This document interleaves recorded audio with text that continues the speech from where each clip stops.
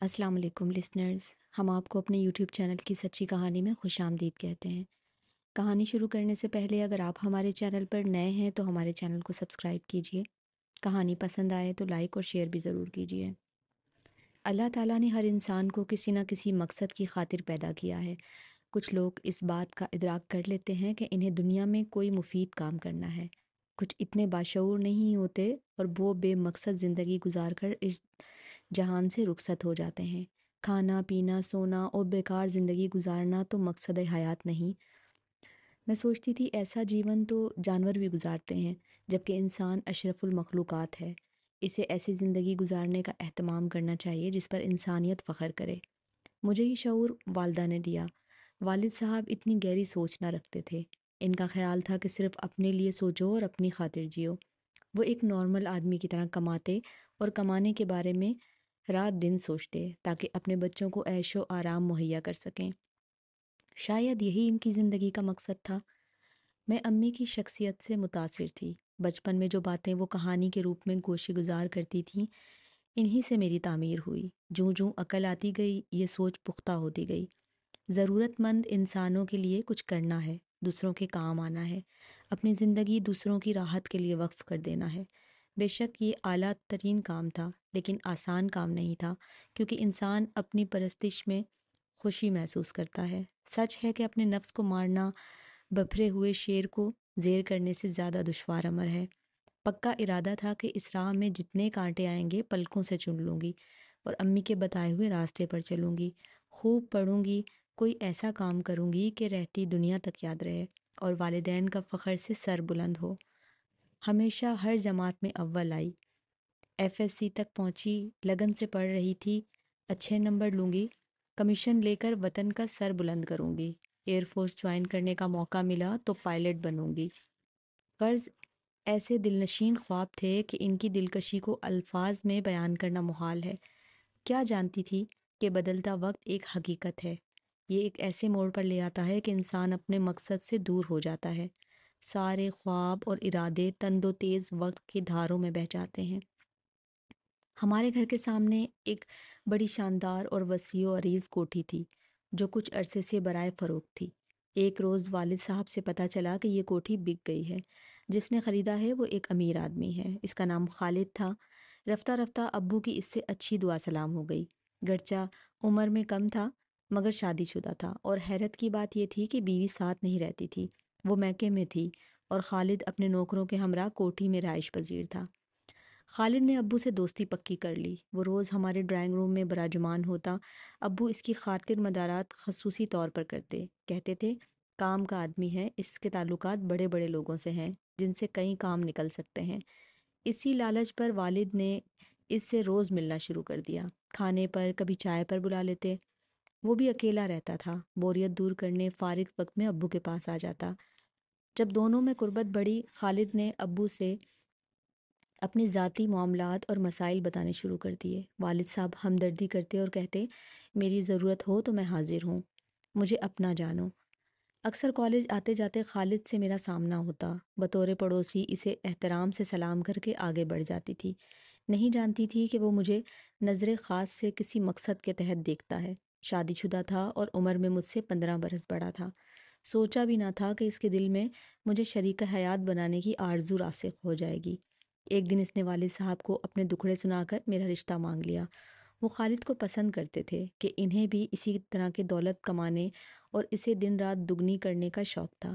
اس قدر مشترک نے شاید دونوں کو یکجا کیا تھا۔ بہرحال والد صاحب نے دور کی سوچی کہ اگر خالد ان کا داماد بن گیا تو اس کے ذریعے ان کے بھی بڑے بڑے لوگوں سے تعلقات بنیں گے اور والد کے بارے نیارے ہو جائیں گے۔ بس انہوں نے والدہ سے کہا کہ خالد کو میں نے اچھی طرح دیکھ پرکھ لیا ہے، شادی شدہ ہے تو کیا ہوا، بیوی گھر بسانے پر راضی نہیں، بارہا منانے کو جا چکا ہے۔ سسرال والے انتہائی عاقبت نااندیش اور بدتمیز قسم کے لوگ ہیں۔ اس نے ہماری بیٹی سے شادی کی درخواست کی ہے۔ اتنے امیر آدمی کو داماد بنانا میرے لیے بڑے فخر کی بات ہے۔ 15 سال عمر کا فرق کوئی ایسا فرق نہیں ہے کہ اچھا رشتہ رد کر دیں۔ خالد ابھی بمشکل 31 یا 32 برس کا ہے۔ اس کی شادی بزرگوں نے لڑکپن میں کر دی تھی، بہتر ہوگا کہ ہم اس رشتے کو قبول کر لیں۔ والدہ حیران رہ گئیں۔ ان کو میرے مزاج اور لگن کا پتہ تھا، جبکہ والد تعلیم کو لڑکیوں کے لیے بس واجبی سی شے سمجھتے تھے۔ کہتے تھے جتنا پڑھ لیا کافی ہے، اولین فرض گھر بسانا ہے، جتنی جلدی شادی ہو جائے اچھا ہے۔ جب مجھے علم ہوا کہ ابو میرا رشتہ خالد سے طے کرنے جا رہے ہیں تو جان ہی نکل گئی۔ اتنی جلدی، اور وہ بھی ایک شادی شدہ آدمی سے! یقین نہ آیا وہ ایسا کر سکتے ہیں۔ جانتی تھی امی یا میری مرضی نہ چلے گی، کیونکہ خالد شاطر آدمی تھا۔ اس نے ابو کو ان کی خواہشات کے مطابق سبز باغ دکھا دیے تھے۔ والد پوری طرح اس کے بچھائے جال میں جکڑے گئے تھے۔ ہم خوشحال کہلاتے تھے، لیکن روپے کی ریل پیل کبھی نہ دیکھی تھی۔ ابو ان تک محنت کرتے تھے تبھی تھوڑی سی خوشحالی لا سکے تھے، اور اب وہ دولت مند ہونے کے لیے کوئی آسان راستہ تلاش کر رہے تھے۔ ہم 4 بہنیں تھیں، کوئی بھائی نہیں تھا۔ تینوں بہنیں مجھ سے کم سن تھیں، اسکول میں پڑھتی تھیں۔ خالد نے ایک نظر دیکھ کر مجھے پسند کیا تھا، اور مجھے یہ جان کر حیرت ہوئی کہ کوئی ایک نظر دیکھ کر بھی کسی سے شادی کا فیصلہ کر سکتا ہے۔ امی گوں کی کیفیت میں تھیں، اور دادی دن رات کہتی تھیں ایک نہیں 4 بیٹیاں ہیں، وقت پر ان کی شادیاں کر دو، اس سے پہلے کہ میرے بیٹے کی کمر دوہری ہو جائے۔ لڑکیوں کو عزت و آبرو سے ان کے گھر کا کر دو۔ میرا بس چلتا تو تعلیم حاصل کرنے چین چلی جاتی، مگر خالد نے ایسی افتاد ڈالی تھی کہ آنن فانن والد میری شادی کی تیاریاں کر رہے تھے۔ خالد نے جانے کیا اسم پھونک کر انہیں شیشے میں اتار لیا تھا۔ جب کوئی حل نہ ملا، سوچا خود خالد سے بات کرتی ہوں، اس کو سمجھا کر منع کرتی ہوں کہ اپنی اور میری زندگی کو غارت نہ کرے۔ ہرگز میں اس کے ساتھ گزارا نہیں کروں گی۔ امید تھی کہ میرے ارادے کو بھانپ کر وہ یہ غلطی کرنے سے باز رہے گا، کیونکہ پہلے ہی ایک بیوی گواہ بیٹھا ہے۔ کئی روز تک منصوبہ بناتی رہی کہ کس طرح اور کہاں خالد سے بات کروں کہ والد کو پتہ نہ چلے۔ جی چاہتا خوب کھری کھری سناؤں کہ ہمیشہ کے لیے میرے بارے میں سوچنے سے باز آ جائے۔ جانے اسے کیا سوجی تھی کہ ایک بیوی کے ہوتے میرے گرد چکر لگا رہا تھا۔ ایک روز کالج سے گھر آ رہی تھی کہ ایک گاڑی کو اپنے تعاقب کرتے پایا۔ یہ خالد تھا۔ میں ایک طرف ہو کر ٹھہر گئی۔ اتفاق سے سامنے ایک ریسٹورنٹ تھا۔ اس نے میرے نزدیک گاڑی کی رفتار کو دھیما کر دیا، جیسے مجھے لفٹ کی پیشکش کرنا چاہتا ہو۔ تبھی میں نے ہاتھ کے اشارے سے اسے روکا اور کہا، ذرا ٹھہریے اور میری بات سنیے۔ اس نے گاڑی کا دروازہ کھولا تو میں نے کہا کہ گاڑی سے اتر کر بات سنیے۔ وہ باہر آ گیا۔ اب میں مشکل میں پڑ گئی کہ فٹ پاتھ پر جہاں لوگ آ جا رہے تھے کیسے اس سے بات کروں۔ میں تو اسے اس طرح دھمکانا چاہتی تھی کہ کانوں کو ہاتھ لگائے، اور سب سے بڑا عذر یہی پیش کرنا چاہتی تھی کہ شادی شدہ ہو کر میرا رشتہ مانگنے کیوں ہمارے گھر پہنچ گئے۔ پبلک پلیس کی وجہ سے ایسا ممکن نہیں تھا۔ میں نے ریسٹورنٹ کی جانب اشارہ کیا، اندر چلو۔ اس کی بانچیں کھل گئیں۔ ہم ہال میں ایک طرف پڑی کرسیوں پر میز کے گرد بیٹھ گئے۔ بڑی خوش نصیبی ہے جو آپ نے خود مجھے عزت دی، میں تو ایسا سوچ بھی نہیں سکتا تھا۔ تعاقب کرو گے تو لفٹ ملے گی، لیکن ایسی لفٹ دوں گی کہ عمر بھر یاد کرو گے۔ کبھی تم کو یہاں بٹھا کر بات نہ کرتی، لیکن جس افتاد میں تم نے مجھے ڈالا ہے، اس کا واحد حل یہی تھا کہ تم سے 2 ٹوک بات کر لوں۔ تم نے مجھے اس قابل سمجھا، میں کتنا خوش قسمت ہوں۔ اس نے بات شروع کی، یہ تو آپ کو بعد میں پتہ چلے گا کہ آپ خوش قسمت ہیں یا نہیں، مگر میری عرض سن لیجئے کہ یہ لفٹ میں نے آپ سے باتیں کرنے کے شوق میں نہیں لی، بلکہ آپ سے یہ پوچھنا مطلوب ہے کہ آپ شادی شدہ ہیں، پھر دوسری شادی کی کیا ضرورت پیش آ گئی؟ وہ بھی مجھ غریب کمسن اسٹوڈنٹ کو آپ نے تاکا، جس کی زندگی کا مقصد اعلیٰ تعلیم حاصل کرنا ہے۔ اس نے میرے سنجیدہ لہجے کو انتہائی غیر سنجیدہ موڈ میں لیا۔ وہ ہنس پڑا، پھر گویا ہوا، آپ واقعی شادی نہیں کرنا چاہتی یا مجھ سے شادی نہیں کرنا چاہتی کہ میں شادی شدہ ہوں؟ دونوں باتیں سمجھ لیں۔ پڑھائی کا جہاں تک معاملہ ہے، یہ شادی کے بعد بھی جاری رکھی جا سکتی ہے، اور دوسری بیوی کا معاملہ ہے تو آپ میری بیوی سے خود ملیں۔ اس کا ذہنی توازن درست نہیں ہے۔ میرے چچا کی بیٹی ہے اور چچا کی بڑی جائیداد کی تنہا وارث ہے، اسی لیے مجھے بزرگوں نے کم سنی میں قربانی کا بکرا بنا دیا۔ آپ میری والدہ، بہن، گھر والوں سب سے مل کر اس معاملے کی تصدیق کر سکتی ہیں۔ مجھے تحقیق کرنے کی ضرورت نہیں ہے، کیونکہ مجھے آپ سے شادی نہیں کرنی۔ اگر آپ کی بیوی کا ذہنی توازن ٹھیک نہیں ہے تو اسے طلاق کیوں نہیں دے دیتے؟ کیا محض اس کی جائیداد دولت کی وجہ سے؟ نہیں، اسے عمر بھر کے لیے ایک محرم چاہیے جو اس کی دیکھ بھال کرتا رہے۔ ابو اور چچا نے سوچا کہ ان کے بعد فریحہ کو بیماری یا اچھے برے وقت میں محرم کی ضرورت ہوگی، پھر کون اس کی خبر گیری کر سکے گا؟ نازیہ، تم کیا کہتی ہو کہ انسان کو خود غرض بن کر جینا چاہیے؟ انسانی زندگی کو بے مقصد جان کر گزار دینا چاہیے؟ اگر نیک اور اچھا مقصد بھی نظر میں رہے تو کیا برا ہے؟ میں آپ کی اس بات سے اتفاق کرتی ہوں، لیکن ابھی شادی نہیں کر سکتی۔ درخواست ہے برائے کرم کوئی اور رشتہ دیکھ لیں، ورنہ آپ کی یہ دوسری شادی بھی ناکام رہے گی۔ یہ کہہ کر میں ریسٹورنٹ سے جوں ہی باہر نکلی، والد صاحب کو سامنے پایا۔ خالد میرے پیچھے تھا اور والد صاحب کے ہمراہ ان کے دوست تھے۔ وہ یہاں کھانا کھانے آئے تھے۔ والد ان کی موجودگی میں نظریں جھکا کر خاموشی سے پاس سے گزر کر ریسٹورنٹ کے اندر چلے گئے۔ اف، یہ اتفاق بھی ہونا تھا۔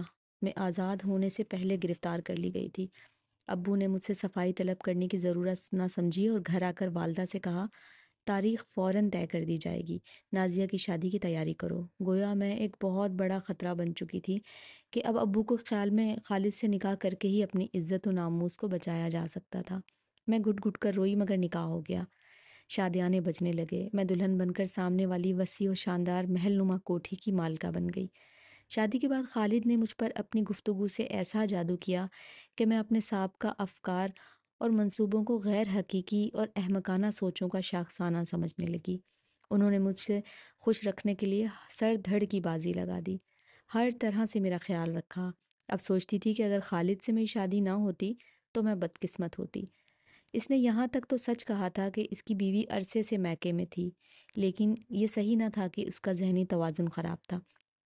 وہ ان پڑھ اور دیہات کی ایک بھولی بھالی عورت تھی اور بے اولاد بھی نہیں تھی۔ خالد سے اس کے 3 بچے تھے جو اپنی ماں کے پاس رہتے تھے۔ اصل معاملہ یہ تھا کہ وہ عورت خالد کے ساتھ شہر میں رہنا نہیں چاہتی تھی کہ اس کی والدہ فالج کی مریضہ تھی جسے اس کے سوا دیکھنے والا کوئی نہیں تھا، اور یہ ایک طرح سے سمجھوتا تھا کہ وہ اپنی ماں کی خاطر میکے میں رہے گی اور خالد بزنس کی خاطر شہر میں۔ البتہ گاؤں اپنے بچوں سے ملنے آتا جاتا رہے گا۔ میں نے خود کو سمجھایا کہ ایک اچھے مقصد کے لیے اس شخص نے اپنی بیوی کو بیمار ماں کے پاس رہنے کی اجازت دی ہے، اور ایسے وقت میں بیٹی سے زیادہ کوئی اس کا خیال نہیں رکھ سکتا۔ یہ تو خالد کی اچھائی تھی، لیکن کیا اس نے بیوی کو آگاہ کیا کہ وہ شہر میں رہتے ہوئے اپنی ضروریات کی خاطر دوسری شادی کر رہا ہے؟ اس کا شہر میں رہنا ناگزیر تھا اور دوسری شادی بھی ناگزیر تھی۔ اب یہ خوف ستاتا تھا کہ کبھی خالد کی دوسری بیوی شہر والے گھر آ گئی تو یقیناً ہمارا سکون درم برم ہو جائے گا۔ شادی کو 2 سال گزر گئے اور میں اولاد کی نعمت سے محروم تھی۔ خالد کے بچے موجود تھے، اسے مزید بچوں کی خواہش بھی نہیں تھی۔ میرا رشتہ اس کے ساتھ ہوا میں معلق تھا۔ بچے میاں بیوی کے رشتے کو زیادہ مضبوط کرتے ہیں، اس حقیقت سے انکار نہیں کیا جا سکتا۔ انہی دنوں خالد کچھ پریشان رہنے لگے۔ پوچھا کیا پریشانی ہے؟ کہا کچھ نہیں، کاروباری پریشانی ہے جس کے لیے افسران کی خوشنودی حاصل کرنا ضروری ہے۔ سوچتا ہوں کہ ان کے گھر پر دعوت کر دوں تو بات بن جائے گی اگر تم ساتھ دو۔ کیوں نہیں، آپ بتائیے مجھے کیا کرنا ہے؟ دعوت کا بہت عمدہ انتظام کرنا ہے، ہو جائے گا؟ آپ بالکل پریشان نہ ہوں۔ دعوت کے دن میں نے محنت سے کھانے وغیرہ کی تیاری کا اہتمام کیا، صبح سے شام تک کچن میں گزارا۔ رات کی دعوت تھی، افسر صاحب آئے مگر اکیلے تھے۔ خالد نے کہا یہ میرے بھائیوں کی طرح ہیں، تمہیں ان سے پردہ کرنے کی کوئی ضرورت نہیں ہے، کھانا تم ہی سرو کرنا ہے۔ برقع وغیرہ میں نہ پہنتی تھی، لیکن مرد مہمان آتے تو سامنے بھی نہیں جاتی تھی۔